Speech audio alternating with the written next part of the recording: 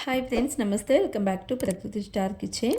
ఈరోజు మన కిచెన్లో గుత్తి వంకాయ కర్రీని కేవలం 4 to 5 ఇంగ్రీడియంట్స్తో చాలా సింపుల్గా టేస్ట్గా ఎలా తయారు చేసుకోవాలో ఈ వీడియోలో చూసేయండి.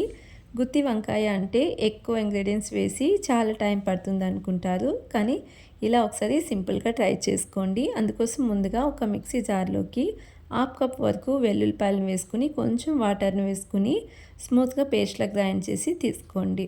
తర్వాత ఇక్కడ 1 kg వంకాయలను పుచ్చు లేకుండా శుభ్రంగా కడిగి ఇలా 4 భాగాలుగా కట్ చేసి వంకాయల్ని సాల్ట్ వాటర్లో వేసి పెట్టుకోవాలి. ఇలా సాల్ట్ వాటర్లో వేసుకోవడం వల్ల వంకాయలు కట్ చేసిన తర్వాత నల్లగా అవ్వకుండా ఉంటాయి. అలాగే స్టవ్ పైన ఫ్యాన్లోకి ఒక 2 స్పూన్ల వరకు పెద్ద స్పూన్తో ఆయిల్ వేసుకుని కట్ చేసి పక్కన పెట్టుకున్న వంకాయలను వేసుకోండి. అలాగే కొంచెం సాల్ట్, పసుపు వేసుకుని వంకాయల్ని మీడియం ఫ్లేమ్లోనే ఒక 5 minutes ఫ్రై చేసుకోవాలి, రెండు వైపులా తిప్పుతూ. ఇలా ఈ విధంగా వంకాయ ఫ్రై అయిన తర్వాత వీటిని ఒక బౌల్లో తీసి పక్కన పెట్టేసుకోండి. తర్వాత ఇదే ఆయిల్లోకి కొంచెం కరివేపాకు అలాగే చిటికెడు పసుపును వేసుకుని ఫ్రై చేసుకోవాలి.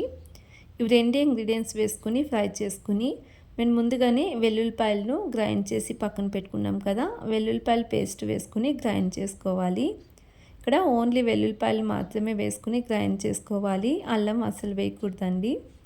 ఇది కొంచెం ఫ్రై అయిన తర్వాత ఒక 50% ఫ్రై అయితే సరిపోతుంది. లో టు మీడియం ఫ్లేమ్లోనే ఫ్రై చేసుకోండి. నెక్స్ట్ ఇందులోనే కారానికి సరిపడా కారం వేసుకోండి. నేను 1/2 teaspoon chilli powder, 1/2 teaspoon ధనియాల పౌడర్, అలాగే ఒక 1/4 టీ స్పూన్ గరం మసాలాను వేసుకుని మిక్స్ చేసుకుంటున్నాను. ఒక 2 నిమిషాల పాటు ఫ్రై చేసుకోవాలి.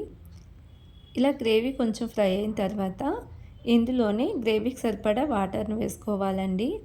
గుత్తి వంకాయ కర్రీ అంటే చాలా ఎక్కువ ఇంగ్రీడియంట్స్ వేసుకుని చేయాలనుకుంటారు. ఈ విధంగా సింపుల్గా ఒకసారి ట్రై చేయండి, చాలా టేస్టీగా ఉంటుంది.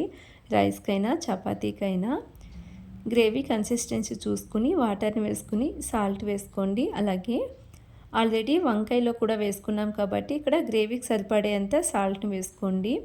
గ్రేవీ కొంచెం ఉడుకుతూ ఉన్నప్పుడు మేము ఫ్రై చేసి పక్కన పెట్టుకున్న వంకాయలను వేసుకుని మూత క్లోజ్ చేసి మధ్యలో మిక్స్ చేసుకుంటూ ఒక 10 minutes పాటు ఉడికించుకోవాలి.